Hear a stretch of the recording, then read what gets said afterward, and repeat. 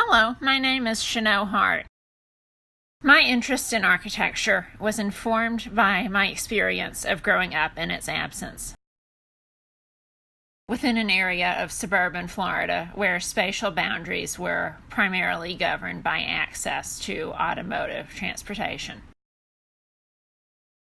Today, another disruptive transportation technology, the self-driving vehicle, is again being developed without adequate imaginative scrutiny from architects and planners. Its introduction raises questions about whether the historical mistakes of the 20th century suburbs will risk being repeated again. This thesis examines a hypothetical future scenario in which automation technologies would be leveraged to their greatest exploitative potential in order to replace our existing concepts of both cars and buildings with a collective network of autonomous, self-contained mobile rooms. Once automation enables passengers to multitask while traveling, it will threaten our awareness of a form of spatial perception which we currently take for granted, the concept of a journey between destinations. Present-day ruptures in the continuity of a procession through space, already associated with elevators, corridors, and automated warehouses, would become more extreme in cases where those newer technologies would render access to space primarily accessible through digital interfaces.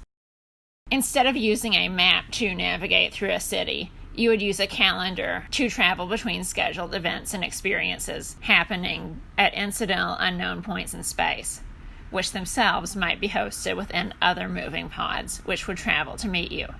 Potential awareness of geography would become less important once the physical coordinates of each place you traveled to would only need to be seen by the internal guidance system of a computer.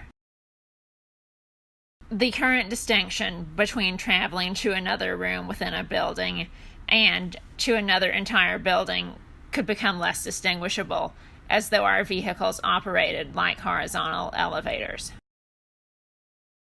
Such pods would be able to transplant the presence of a placeless, self-contained interior to any location.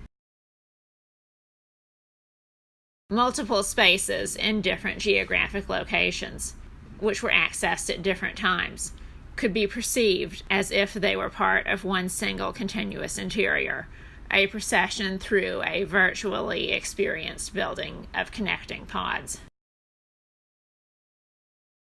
Spaces accessed through such a digital interface could become, as with other types of media, capable of being duplicated at what Keller Easterling described as being the scale of software. The use of robotics to navigate physical space could functionally duplicate existing spaces by enabling them, as with other applications of the sharing economy, to be dynamically reassigned for utilization by multiple people. Such adaptive forms of architectural space could potentially be arranged in an infinite variety of potential configurations, suggesting parallels with Peter Eisenman's continually unfinished design process. A new formal language would be required to produce an architecture capable of remaining relevant in situations where the scale of such an environment would become too complex to easily comprehend. Otherwise, as the generic existing space of the garage expands outward to produce increasing quantities of space serving the movement of machines instead of people, we may eventually discover that we have nowhere left to go. Thank you.